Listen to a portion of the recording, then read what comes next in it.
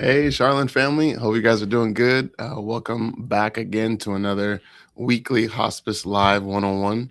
If this is the first time you're hopping on, my name is Charles. I'm the administrator with Charlotte Health Services.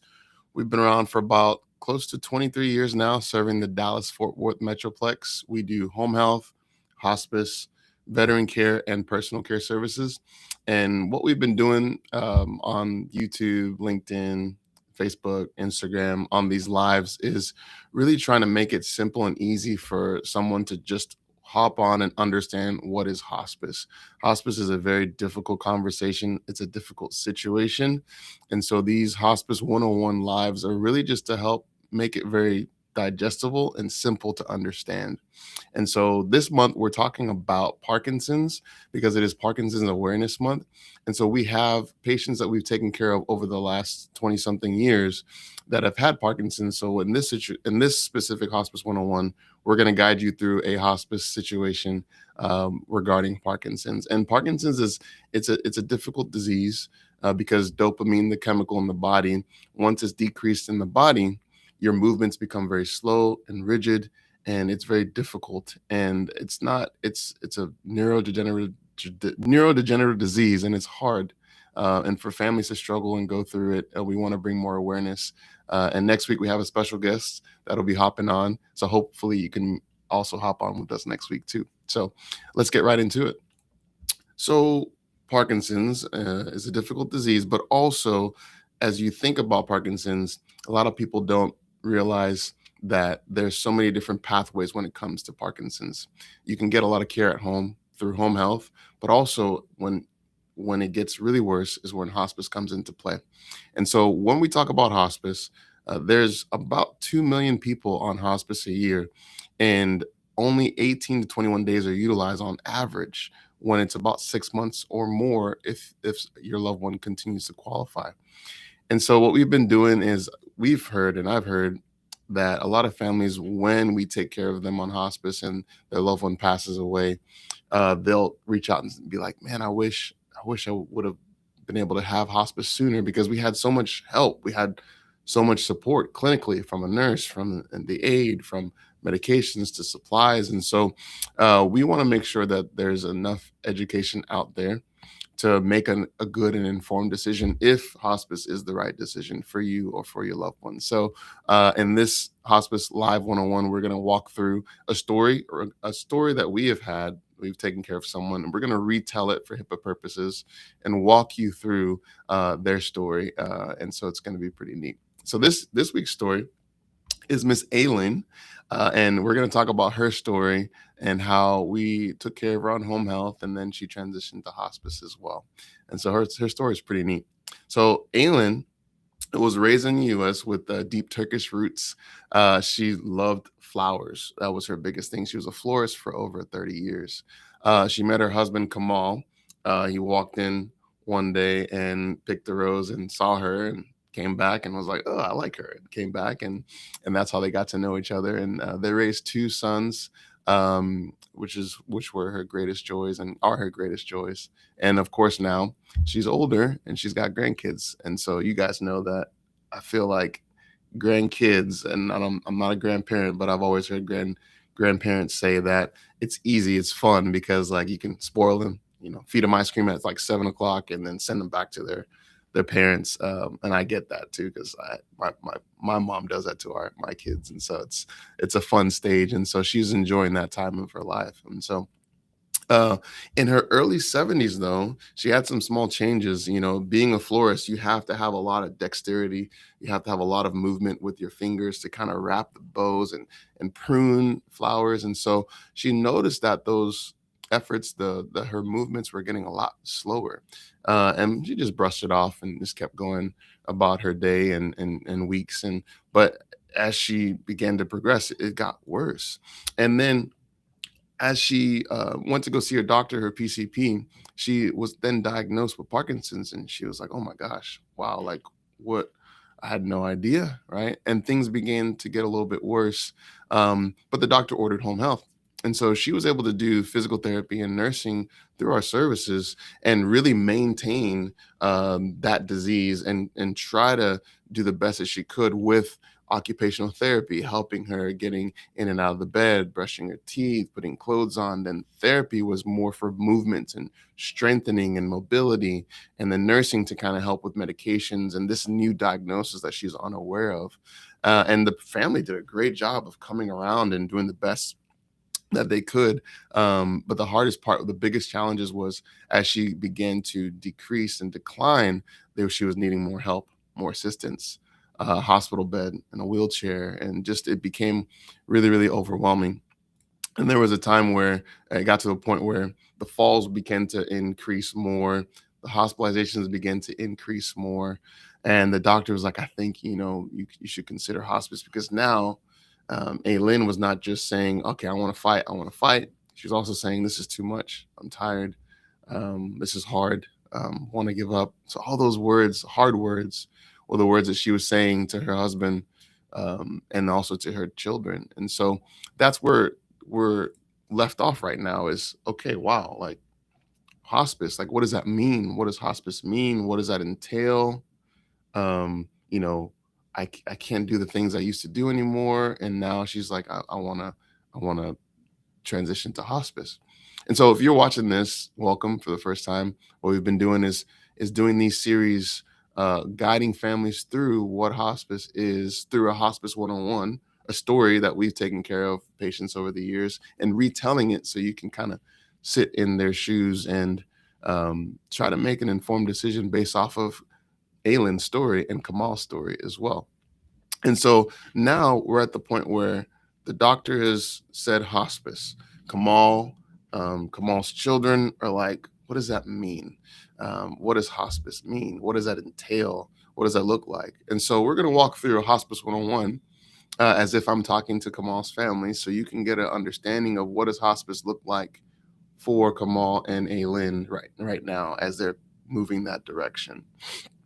So whenever we talk about hospice, whenever we guide families through hospice, there's so many different things, but we're going to break it down into three segments, right? Three specific segments. So the first segment is what hospice focuses on. Hospice is about managing pain and comfort and emotional and spiritual support for the family and honoring patients' wishes. So now Aylin is saying, I don't want to do anything else. I don't want to do any progressive treatment. I don't want to do any more brain stimulants. I don't want to do anything because of my Parkinson's disease. I just want to be at home. And so that's honoring her wishes in this situation. This is what she desires.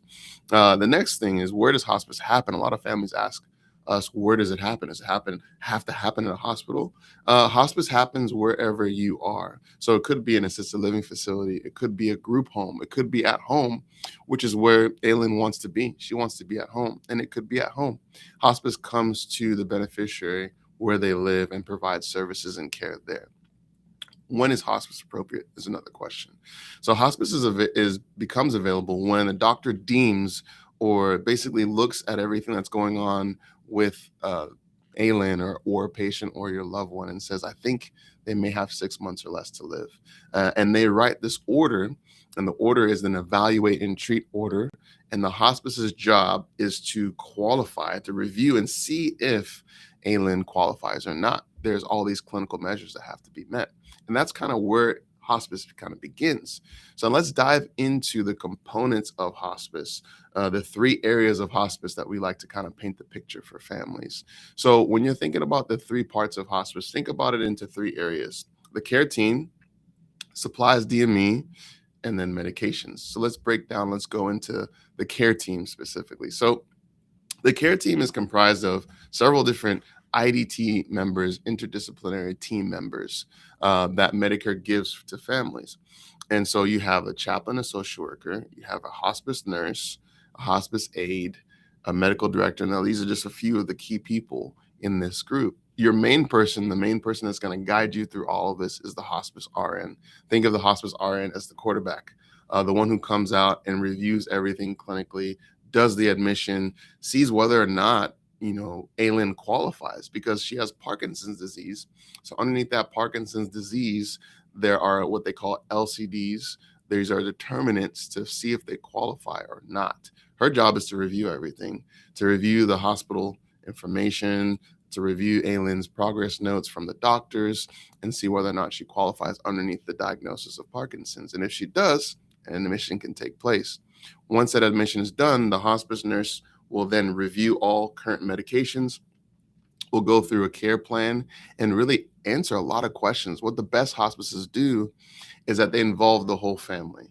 They involve Kamal, the sons, and say, okay, help me understand. Help me know a little bit about Aylin, and help me know about what she loves, what she doesn't love, also the medication she's been taking recently, and walk and create a good care plan and a care path.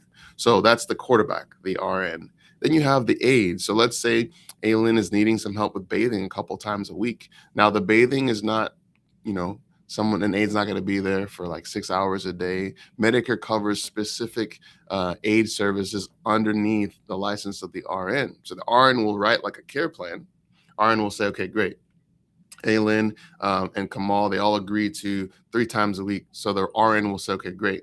3 times a week, you're going to do bed baths on these days. You're going to help with hygiene on these days, and write a care plan. And the aide has to follow that underneath the RN license. And usually the aide's there for 30 minutes, maybe 30 to 45 minutes, depending on the need. And then they're not there after that. They come back again. And so that's the aide. Chaplain and social worker. A lot of times families are like, I don't want a chaplain. I don't want a chaplain. The chaplain is there really not for religious purposes, but really to guide the family through this emotional, difficult situation. Um, it's not an easy thing to talk about when you're talking about hospice. And just like you have support when someone is having a baby and there's a lot of people around, you need that extra support. And a chaplain and a social worker offers that. The social worker's job also is to guide families through. Let's say there's not a will in place. Let's say they need an out-of-hospital DNR. Let's say they need just any documents and may need to be notarized. Maybe the social worker can guide you through someone to help with those things. Those details are helpful. And the funeral arrangements. Have you picked out a funeral home? All those things, that social worker's job is to guide you through that end of life so you're prepared and you're not like, oh my goodness, what do I do now? And it's a beautiful thing. The medical director's job is also to oversee. So now Aylin has had her neurologist for years, right? She's had her PCP for years, her cardiologist for years.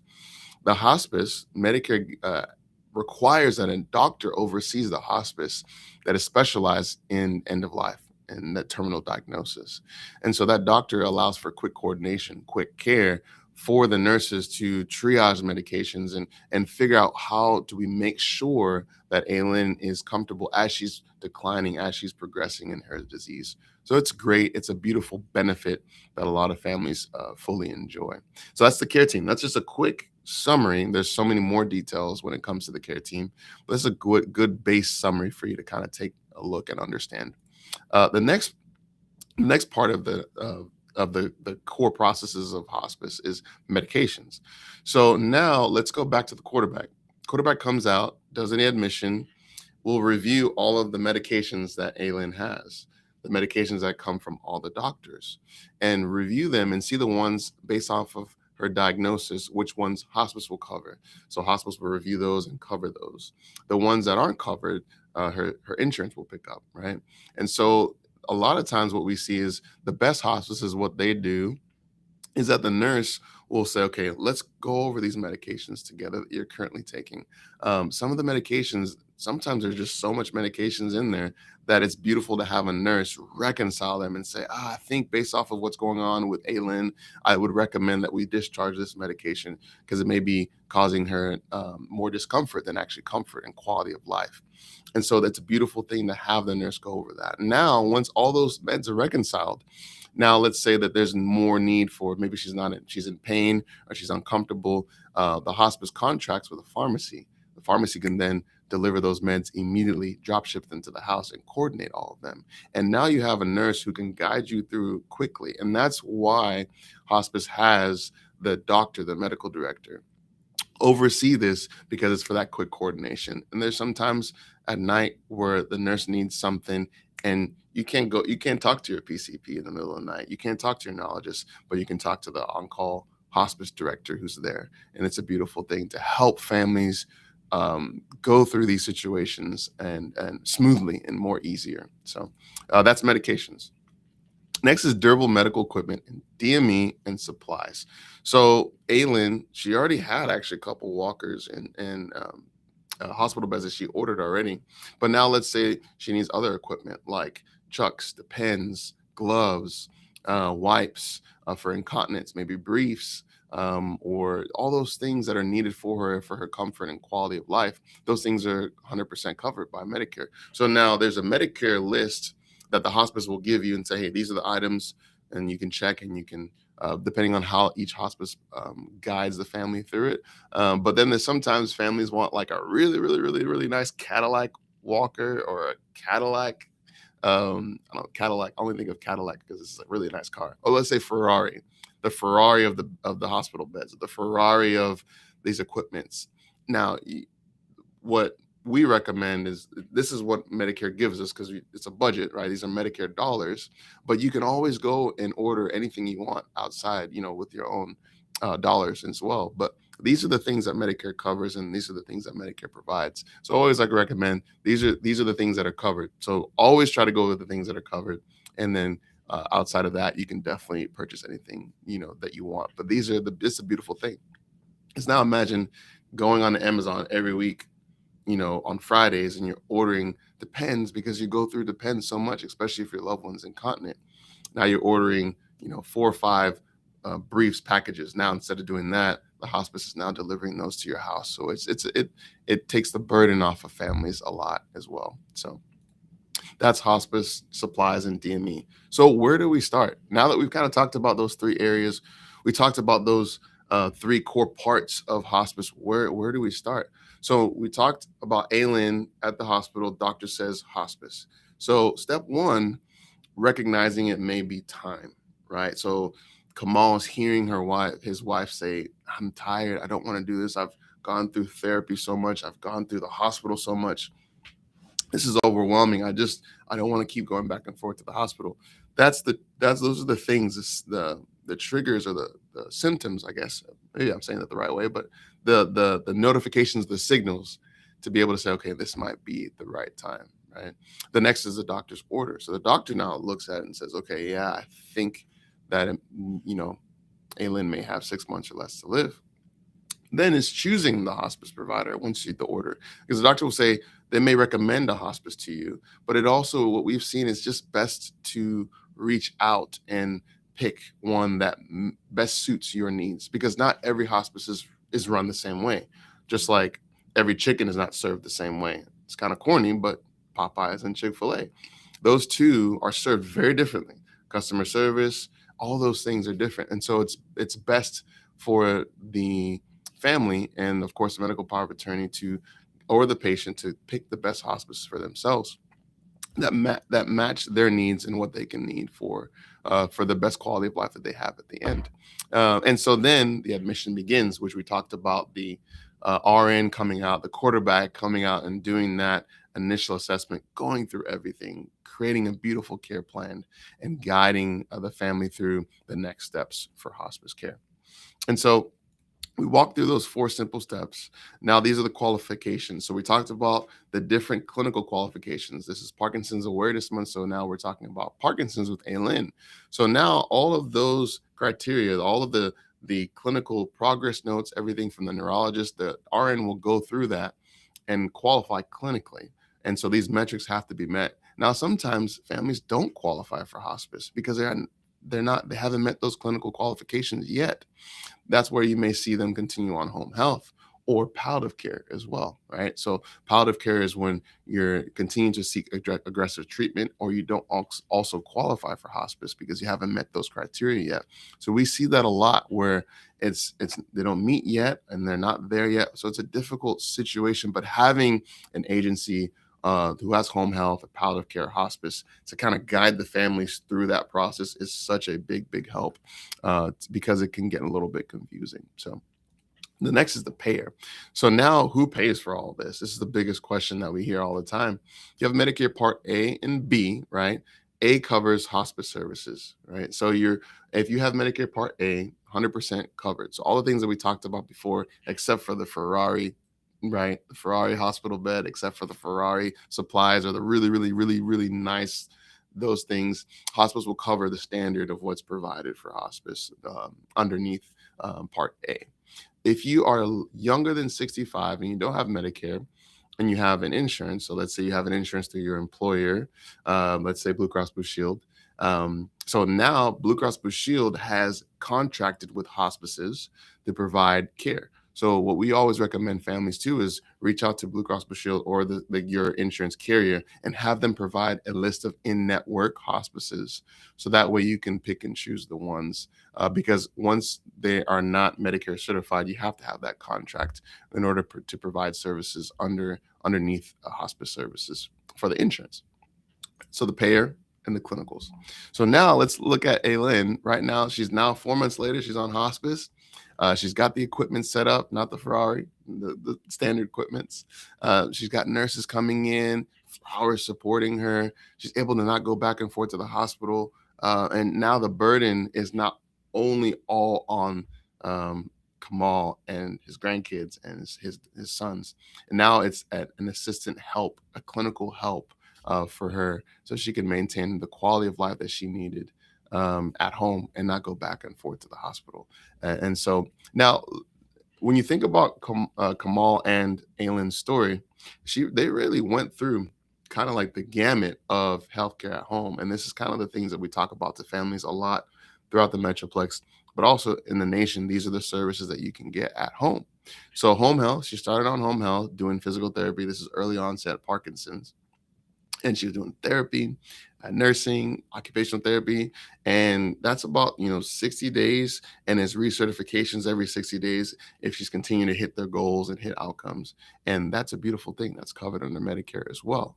Personal care is now, let's say, now Aylin's situation was different because they had a lot of family. They had like a lot of help, a lot of people around to get help, cousins coming in, nephews coming in to help. But not all families have that, right? May have sons that are out of town or daughters that are out of town, and there's this gap between, let's say Kamal didn't have the strength to help his wife, right? And he needed someone else to come in for a couple hours a day. That's where personal care comes in. That's where someone is now, you have to pay either through cash or through, if you have a long-term care insurance plan, that you could pull down and use those funds for 6 hours a day, 2-3 times a week, depending on what Aylin would need. Next is the palliative care. Now, we talked about that.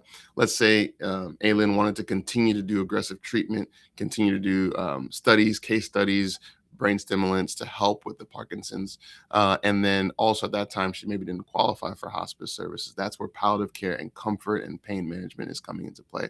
Now, under palliative care, you're not going to get the full benefit of hospice, right? So, because Medicare Part A covers hospice services, we talked about supplies, DME, nurses, doctors, aides.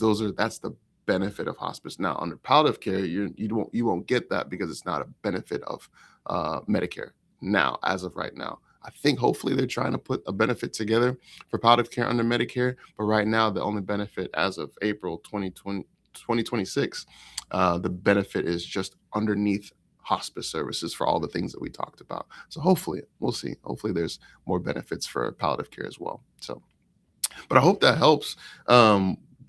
This is not an easy topic to talk about. One of the things that I always like to tell families is that as much emphasis as there is on birth, there needs to be the same when it comes to end of life, because everyone will be born and everyone will pass away. And so, but it's a blessing that Medicare has offered these services and this benefit for families. Now, there's a lot of things in the news where people are abusing it, which is terrible. Using the hospice benefit, and it should not be that way.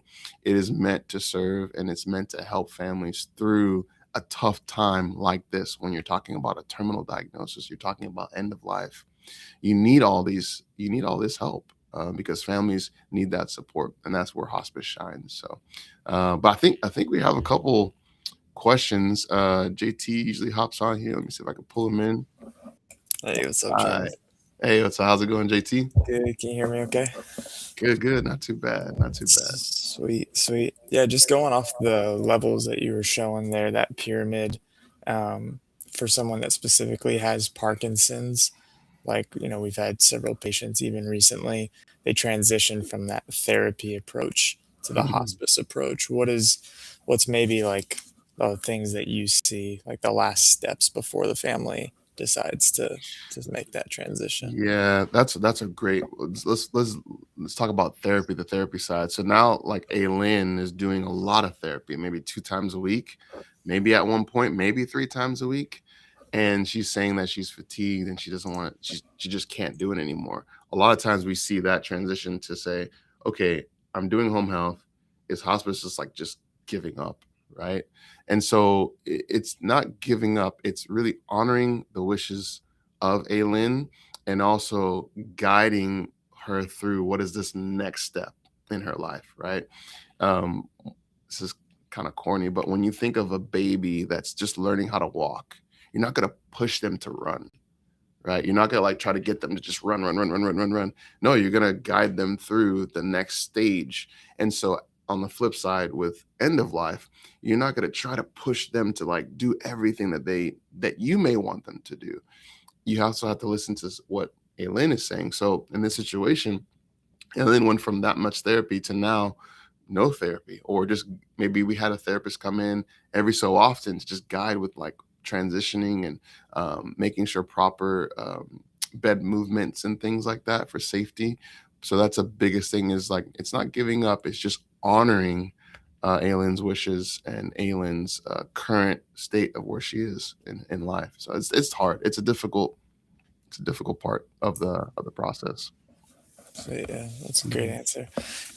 You alluded to a special guest that we have next week. Mhm. We do have Miss Alicia Phipps. She's executive director of DAPS, the Dallas Area Parkinson Society. So she'll be joining us on Wednesday. So we'll have a live on Wednesday next week, going through what Parkinson's, kind of the effect that it has on the DFW community Mhm. specifically. And yeah, just learning about how her nonprofit work can Mhm. help families that find themselves in this season of life. So Yeah, yeah, her story is amazing. We talked recently about her father having Parkinson's and the journey that she went through as a daughter and her father having Parkinson's, and she's gonna highlight that, and it'll be really neat to kinda see, just from that perspective and how much, also how much research and how much things have been with technology to help families go through, Parkinson's and navigate it successfully. So, we're excited. Yeah, awesome. awesome, sweet. Cool. Well, thanks everyone for hopping on. We look forward to seeing you guys next week. Until then, be blessed. I can't believe it's already going to be May here in a little bit. But look forward to seeing you guys soon. And until next time, God bless.